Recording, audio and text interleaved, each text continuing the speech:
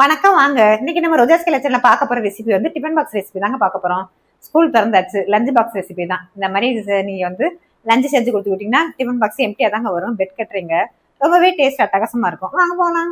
இன்னைக்கு நம்ம செய்யற டிஃபன் பாக்ஸ் ரெசிபி வந்து ஒன் பார்ட் ரெசிபி தாங்க செய்ய போறோம். எதுவுமே நம்ம சைட் டிஷ்ஷே தேவையில்லைங்க. மெயின் டிஷ் சைட் டிஷ் எல்லாமே நம்ம இன்னைக்கு செய்ய போறதுல இருக்குங்க. அதை செய்யறதை பார்க்கலாம் வாங்க. வத்த குழம்பு சாதம் செய்ய குக்கர் காயுதுங்க. எண்ணெய் சேர்த்துக்கலாம். நல்லா காஞ்சி வந்துருச்சுங்க. கடுகு எண்ணெய் சேர்த்துக்கலாம். அடுத்ததான் வெங்காயம் பூண்டு சேர்த்துக்கலாம். லைட்டா வதங்கா போதுங்க, ரொம்ப வதங்கக்கூடாது. அடுத்ததா தக்காளி கட் பண்ணி வச்சிருக்கேன், அதையும் சேர்த்துக்கலாம்.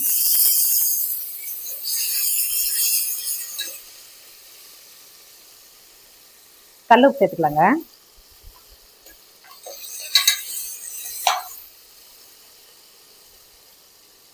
கருவேப்பிலை சேர்த்துக்கலாங்க. இப்போ லைட்டாக வணங்கினாலே போதுங்க.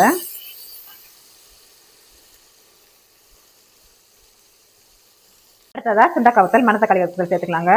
உங்களுக்கு விருப்பமான என்ன வத்தல் வேணுமோ அதை சேர்த்துக்கலாங்க. இந்த மாதிரி செய்யும்போது டேஸ்ட் ரொம்பவே அட்டகாசமாக இருக்கும். இப்போ மிளகா வத்தல் சேர்த்துக்கலாங்க.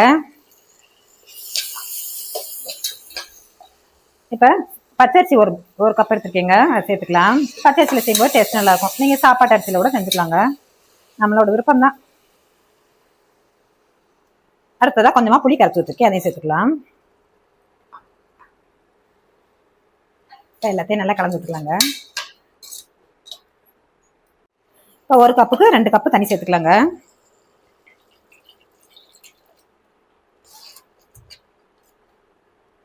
இப்போதான் கொஞ்சமாக தேங்காய் துருவல் சேர்த்துக்கலாம். எல்லாத்தையும் நல்லா கலந்து விட்டுட்டு குக்கரை க்ளோஸ் பண்ணிக்கலாங்க. இப்போ லைட்டாக கொதி வந்தோன்னே குக்கரை மூடி வேக விட்டுக்கலாங்க. இப்போ குக்கர் விசில்லாம் முடிஞ்சு ரிலீஸ் ஆயிடுச்சுங்க. திறந்து பார்த்துக்கலாம். நல்லா வெந்து வந்திருக்கு.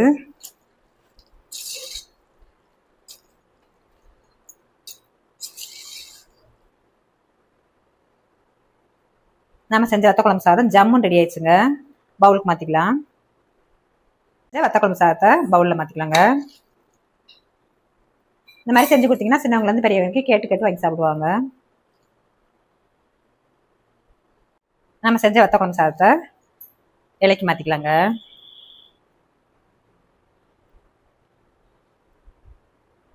அடுத்தது நம்ம செய்ய போகிறது வந்து உருளைக்கிழங்கு சாதம் தாங்க செய்ய போகிறோம். உருளைக்கிழங்கு வந்து நம்ம எப்போவுமே ஃப்ரையாக தனியாக தான் செய்வோம். இன்னைக்கு ஃப்ரை பண்ணி சாதமாக செய்ய போகிறோம். டேஸ்ட் ரொம்பவே அட்டகாசமாக இருக்கும். கடாய் நல்லா காயுதுங்க, எண்ணெய் சேர்த்துக்கலாம். உருளைக்கிழங்கு ஸ்லைஸாக கட் பண்ணிக்கோங்க, கடாயில் சேர்த்துக்கலாம். மிளகாத்தூள் காரத்துக்கு,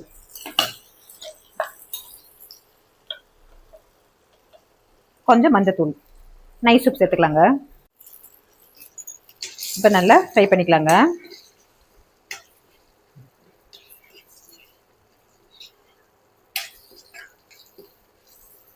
இப்போ உருளைக்கிழங்கு நல்லா ஃப்ரை ஆயிடுச்சுங்க.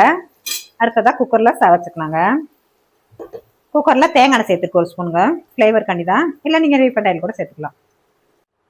இப்போ நல்லா எண்ணெய் காஞ்சிடுச்சுக்கா, சீரகம் சேர்த்துக்கலாங்க, நல்லா வாசமாக இருக்கும். அடுத்ததாக கருவேப்பிலை, வெங்காயம். இப்போ நல்லா வெங்காயம் நல்லா பொன்னிறமாக வர வரைக்கும் நல்லா வதக்கிக்கலாம்.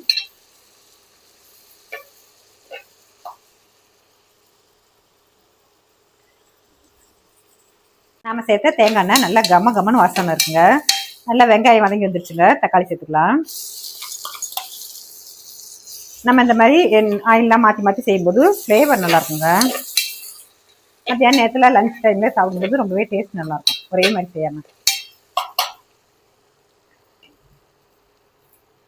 அடுத்ததாக மிளகாத்தூள் சேர்த்துக்கலாங்க. ஏன்னா உருளைக்கிழங்குலையும் போட்டிருக்கோம், நம்ம காரத்துக்கு தகுந்த மாதிரி சேர்த்துக்கலாங்க. இப்போ தண்ணி சேர்த்துக்கலாங்க. அடுத்ததா அரிசி ஊற வச்சு எடுத்துருக்கேன், அதையும் சேர்த்துக்கலாம். சீரக சம்பா அரிசி, பாஸ்மதி அரிசி, சாப்பாட்டு அரிசி எது வேணாலும் சேர்த்துக்கலாங்க. 1 கிளாஸ் அரிசிக்கு 2 கிளாஸ் தண்ணி ஊற்றிக்குங்க. இப்போ உருளைக்கிழங்கு சாதத்துக்கு தேவையான உப்பு சேர்த்துக்கலாங்க, கல் உப்பு. லைட்டாக கொதி வரட்டும். இப்போ ஃப்ரை பண்ணி வச்சுருக்க உருளைக்கிழங்கையும் சேர்த்துக்கலாங்க.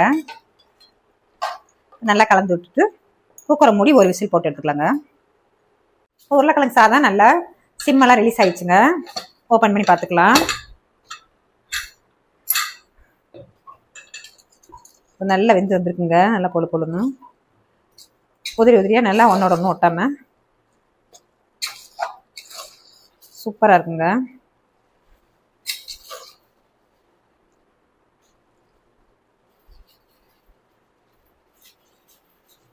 தக்காளி சாதமா இல்லை உருளைக்கிழங்கு சாதமானே தெரியாதுங்க.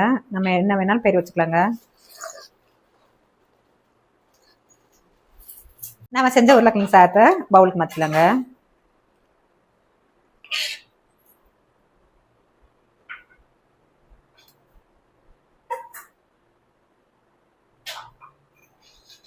நம்ம செஞ்ச உருளைக்கிழங்கு சாதத்தை இலைக்கு மாற்றிக்கலாங்க.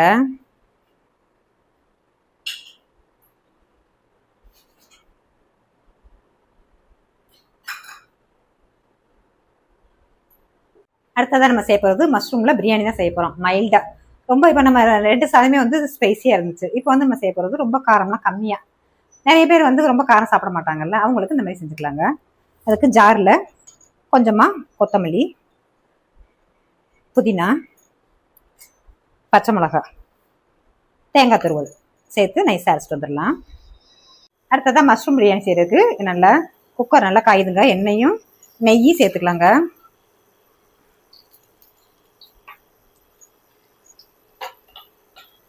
பிரியாணிக்கு தேவையான ஸ்பைசஸ்லாம் சேர்த்துக்கலாங்க. அடுத்ததான் கொத்தமல்லி புதினா சேர்த்துக்கலாம். அடுத்ததான் வெங்காயம் சேர்த்துக்கலாங்க. எல்லாத்தையும் நல்லா வதக்கிக்கலாம்.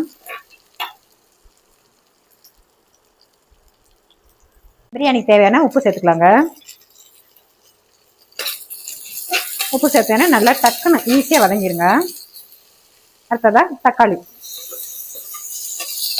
அதையும் சேர்த்து நல்லா வதக்கிக்கலாம்.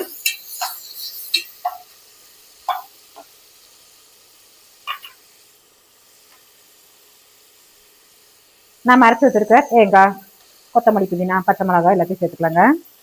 இன்னைக்கு நம்ம காரத்துக்கு வேற எதுவுமே சேர்க்கலங்க. பச்சை மிளகா மட்டும் தான் சேர்த்துருக்கோம். உங்களுக்கு நீங்கள் காரம் அதிகமாக சாப்பிட்டீங்கன்னா கொஞ்சம் பச்சை மிளகா கூட சேர்த்துக்கலாங்க. அடுத்ததான் இஞ்சி பூண்டு பேஸ்ட் சேர்த்துக்கலாம். இஞ்சி பூண்டு பேஸ்ட் சேர்த்தோன்னே நல்லா கமன்னு வாசம் வந்துடுச்சுங்க.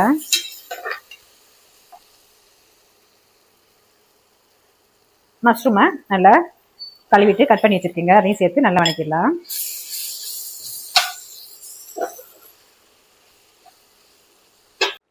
நாம செய்யற மஷ்ரூம் பிரியாணிக்கு வந்து இன்னைக்கு முக்கியமான டிப்ஸுங்க. இந்த மஷ்ரூம்ல இருக்க தண்ணி எல்லாம் நல்லா இறங்கணுங்க. அப்பதான் டேஸ்ட் நல்லா இருக்கும். அதுல தண்ணி எல்லாம் இறங்கி நல்லா வதங்கி வரும்போது அட்டகாசமா இருக்குங்க டேஸ்ட். மட்டன் பிரியாணி, சிக்கன் பிரியாணிக்கெல்லாம் டஃப் கொடுக்குங்க. அடுத்ததா தயிர் சேர்த்துக்கலாம். 1 ஸ்பூன் தயிர் சேர்த்துக்கலாம். நல்லா கெட்டியான தயிர்.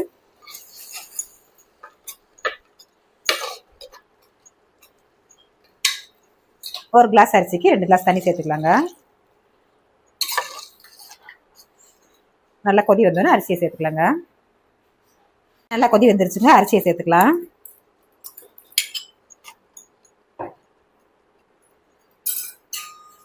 இப்போ லைட்டாக லெமன் பிடிச்சிக்கலாங்க. ரொம்ப கசக்கி புளியக்கூடாது, கசப்பு தன்மை வந்துடும். லைட்டாக புளிஞ்சா போதும். நம்ம ஜூஸுக்கு புளியிற மாதிரிலாம் புளியக்கூடாதுங்க. இப்போ நல்லா குக்கரை மூடிட்டு விசில் போட்டு எடுத்துக்கலாங்க.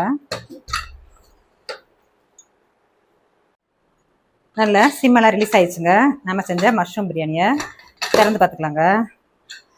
அடுத்த வீட்டு வாசக்கதவே தட்டுங்க. வாசனை நல்லா கம்மன்னு இருக்குங்க. நம்ம செஞ்ச மஷ்ரூம் பிரியாணியை கலந்து விட்டுக்கலாங்க. நம்ம எப்போவுமே ஒரே மாதிரி செய்யாமல் இந்த மாதிரி மாற்றி மாற்றி செஞ்சு கொடுக்கலாங்க.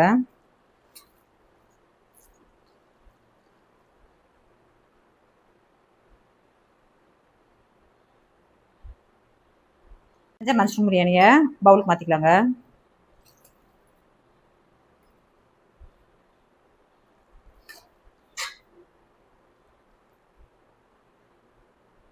நம்ம செஞ்ச மஷ்ரூம் பிரியாணியை இலைக்கு மாற்றிக்கலாங்க.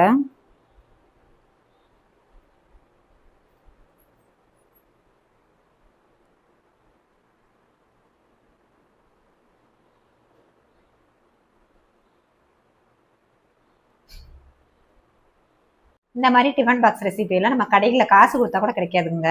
அந்த மாதிரி டேஸ்ட் அட்டகாசமா இருக்குங்க. நாம செஞ்ச மஷ்ரூம் பிரியாணியை சாப்பிட்டுக்கலாங்க.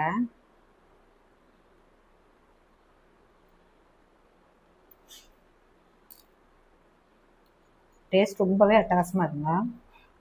அடுத்ததா வத்த குழம்பு சாதத்தை சாப்பிட்டுக்கலாங்க. ரொம்பவே டேஸ்ட் அட்டகாசமா இருக்குங்க. அடுத்ததா உருளைக்கிழங்கு சாதத்தையும் சாப்பிட்டுக்கலாங்க. இன்னைக்கு நம்ம ரோஜா ஸ்கில் சேனல்ல பார்த்த டிஃபன் பாக்ஸ் ரெசிபி பிடிச்சிருக்கு நம்புறேன். சப்ஸ்கிரைப் பண்ணுங்க, லைக் பண்ணுங்க, ஃப்ரெண்ட்ஸ் அண்ட் ஃபேமிலிக்கு ஷேர் பண்ணுங்க. தேங்க்ஸ் ஃபார் வாட்சிங்.